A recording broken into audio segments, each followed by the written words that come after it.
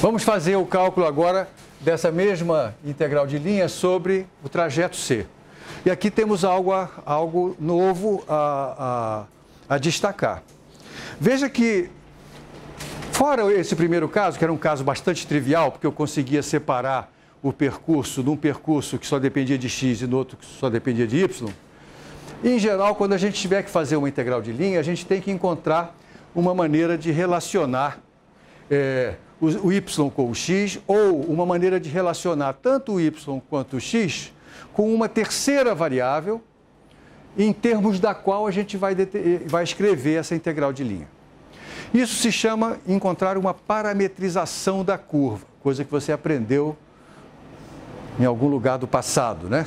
Então, toda a mágica de você saber calcular ou conseguir calcular integrais de linha está em você encontrar uma parametrização adequada, através da qual você possa exprimir tanto o y quanto o x, falando aqui em duas dimensões, em termos de uma única variável. E, portanto, a sua integral de linha vai se reduzir numa integral comum em termos dessa variável. De fato, foi o que eu fiz aqui no item B. Eu podia ter escrito assim: a parametrização escolhida é x igual a t, y igual a t. T é o meu parâmetro. Só que essa é uma parametrização tão, ao mesmo tempo, óbvia e trivial, que eu omiti esse passo. Escrevi direto y igual a x, como se x fosse o meu parâmetro, não é verdade? Já que eu posso escrever diretamente o y em função de x. No caso C, isso já não é mais tão agradável, porque se eu tentar escrever o y como função de x, vai dar um negócio complicado. Quer ver? Como é que a gente escreve a equação dessa trajetória aqui? Isso aqui é um arco de círculo centrado nesse ponto. Em geral, a equação de um círculo, como é que a gente escreve, né? X menos alguma coisa ao quadrado, essa alguma coisa é a coordenada x do centro, mais y menos alguma outra coisa ao quadrado, essa outra coisa é a coordenada y do mesmo centro, igual ao raio ao quadrado. Neste caso aqui, o centro está localizado nesse ponto de coordenadas 1 e 0. E o raio é 1. Então, eu posso escrever aquele arco de círculo, a equação dele assim, ó, x menos 1 ao quadrado, mais y ao quadrado, igual a 1. Ok? É claro que eu só estou interessado no quarto de círculo, que vai desde o x igual a 0 até o x igual a 1. Né? Agora, imagine como seria você usar essa equação para exprimir o y como função de x. Já notou que vai ficar desagradável? Ó, vou passar isso para o lado de cá, tem 1 menos aquele treco ao quadrado, tem que extrair a raiz quadrada. Tem que extrair a raiz quadrada, depois ver quem é o dy em função do dx. Notou que ficou complicado? Não é impossível, mas dá trabalho. Você poderia fazer isso, usar o x como seu parâmetro. Não é agradável. É mais agradável encontrar um outro parâmetro que surja de maneira mais natural e que faça o nosso trabalho ficar mais fácil. E tem um parâmetro que surge meio obviamente. Quer ver? 2 quadrados que somados dão 1. O que lembra você isso, hein? Seno e cosseno, né? Se eu tenho duas coisas que elevadas ao quadrado dá 1, caramba, será que eu não posso associar uma delas a um seno e a outra a um cosseno? Mesmo que não desse 1, que desse 4, eu também poderia pensar do mesmo jeito. Se a soma de 2 quadrados dá um valor constante, é meio natural eu pensar que nessas duas coisas podendo ser seno e cosseno de alguma coisa. Mas olha só, se eu definir este ângulo aqui como sendo, sei lá, θ, veja como eu posso exprimir o x em função desse θ. Né? Olha só, o que ele vai ser, né? O x de verdade, ele vai ser 1, isso aqui, menos a projeção desse raio sobre o eixo x. Não é? Que como é que eu projeto no eixo x? Multiplico o raio pelo cosseno, não é isso? Mas o raio é 1. Então, aqui eu posso escrever que x, em termos desse ângulo, é 1 menos cosseno θ. E olha que beleza! X menos 1, se o x é isso, vai me deixar só com o cosseno θ.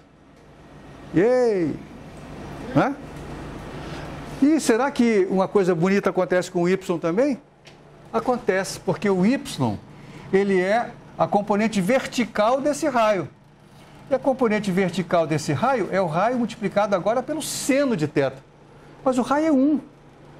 Então o y é simplesmente o seno de θ. E aí está o que eu queria.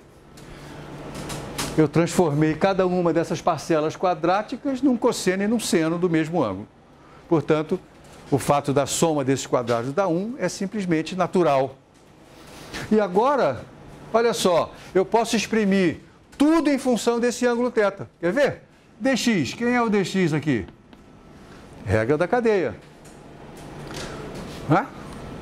Vou derivar isso aqui com relação a θ. Como é que é isso? Vai dar seno θ dθ. dy. Estou derivando o seno agora. Isso dá cosseno θ dθ. Lá vou eu escrever a minha integral, que é o trabalho feito entre os pontos O e P. Isso eu já sei que é fx dx mais fy dy, que é... Quem é o fx? Está aqui, fx é o y, né? Mas o y é seno de θ. Então fica seno de θ. dx é seno de θ de novo. Então isso aqui é seno ao quadrado de θ. E a outra parcela é fy, 2x, que é 2 vezes 1 menos cosseno θ, vezes dy, que é...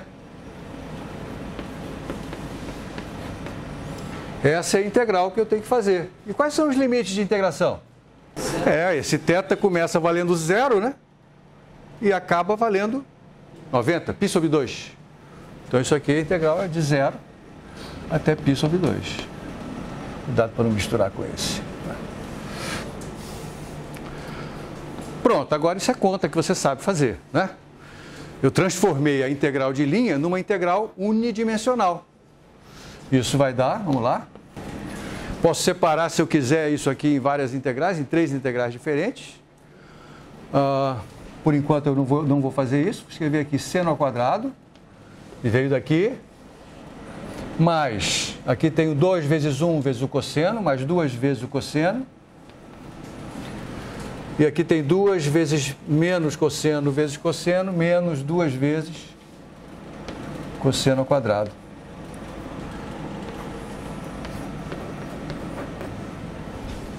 Tá, ninguém está preocupado com essa integral aqui do meio, não, né? Porque essa aqui você sabe fazer de cabeça, não sabe? Qual é a integral de cosseno θ? É o seno, né? Então isso aqui dá, essa do meio, a gente sabe, dá 2 seno θ. Entre esses limites aqui, no limite superior dá quanto? Dá 2, porque o seno de θ, quando θ é π sobre 2, é 1. Então isso aqui dá 2. No limite inferior, dá 0. Então isso aqui, ó, essa integral aqui eu já sei que vai dar 2. Então só me sobram essas integrais com os quadrados. Deixa eu lhe mostrar um truque muito bacana. Que é assim, ó. Você sabe desenhar as funções seno quadrado e cosseno quadrado? Como é que elas são? Aqui eu vou botar θ, e aqui eu vou representar o seno quadrado e o cosseno quadrado. Você sabe como é que elas são? Lembra, o seno, né? Seno é uma coisa assim, né? Quando eu elevar ao quadrado, como é que ele vai ficar? Um cercadinho. Vou desenhar o cercadinho para Júlia, olha lá. Cercadinho. Tá bom assim? Tá feio a beça, né? Aqui, quando ele ia trocar de sinal, né? Ele não troca. Então, isso aqui é 0, isso aqui é π sobre 2, isso aqui é π, né? 3π sobre 2, 2π. E como é que é o cosseno quadrado? Parecido, mas deslocado, né? Ele é deslocado. Deslocado para onde? Ele é deslocado para cá, de tal maneira que o máximo dele está aqui, né? Vai ficar uma coisa... Eu vou desenhar pontilhado. Vai ficar uma coisa assim. Não é? Concorda comigo? Tá vendo o que eu tô desenhando aqui? Mas por que eu desenhei isso? Porque, olha só que coisa curiosa. São exatamente iguais, né? A menos desse deslocamento. Olha só. Se eu pegar essa área debaixo do cosseno quadrado, que vai entre dois zeros, é exatamente igual à área debaixo do seno quadrado entre dois zeros. As funções são idênticas, né? Quando eu olho para a integral do seno quadrado entre 0 e π sobre 2, eu estou calculando essa área aqui, né? É isso? Essa área é igualzinha a essa aqui. Por simetria, né? O seno quadrado é simétrico em relação a π sobre 2. Mas essa área aqui é exatamente igual à área do cosseno quadrado entre 0 e π sobre 2. O que eu estou dizendo é que a integral do seno quadrado e a integral do cosseno quadrado entre 0 e π sobre 2 tem que ser iguais. Só falta eu saber igual a quê, né? Mas é muito fácil, porque, olha aqui, seno quadrado mais cosseno quadrado não dá 1? Então, se eu integrar isso aqui de 0 a π sobre 2, não tem que ser igual a essa integral de 0 a π sobre 2? Essas duas não são iguais? Eu acabei de mostrar isso. Então, a integral de 0 a π sobre 2 de seno ao quadrado, agora eu vou botar o dθ para todo mundo ficar feliz, tem que ser igual a integral de 0 a π sobre 2 de cosseno ao quadrado, e ambas têm que ser igual a metade dessa aqui. E quanto que vale essa integral? Vai dar π sobre 4, né? Porque essa integral de 0 a π sobre 2 dá π sobre 2, né? Se é a função constante 1 entre 0 e π sobre 2, é a área do retângulo cuja base é π sobre 2, cuja altura é 1. Dividida por 2 dá π sobre 4. Não é bonitinho? Outros, eu falei, né, nessa disciplina a gente vai misturar física e matemática o tempo todo. Muitas vezes eu vou lhe mostrar uns truques matemáticos que vão ser super importantes para você, não só nessa disciplina, mas em outras disciplinas pela frente. Então, você pegar uma integral de seno quadrado pela frente, aí, ó, tá aqui o truque, né? Muito bem, uma vez que eu sei o truque, eu vou escrever o resultado. É só escrever o resultado agora, quer ver? Esse aqui deu 2, quanto é que dá a integral do seno ao quadrado? A gente já sabe, dá π sobre 4. Aqui tem a integral do cosseno ao quadrado, que dá π sobre 4 também, com um fator 2 na frente, sinal negativo. Então, eu tenho mais o π sobre 4 menos 2π sobre 4, dá menos π sobre 4. Então, isso aqui dá 2 menos π sobre 4. Aqui está o resultado. Aliás, é um terceiro resultado, não é nem igual ao do item A, nem igual ao do item B. Certo?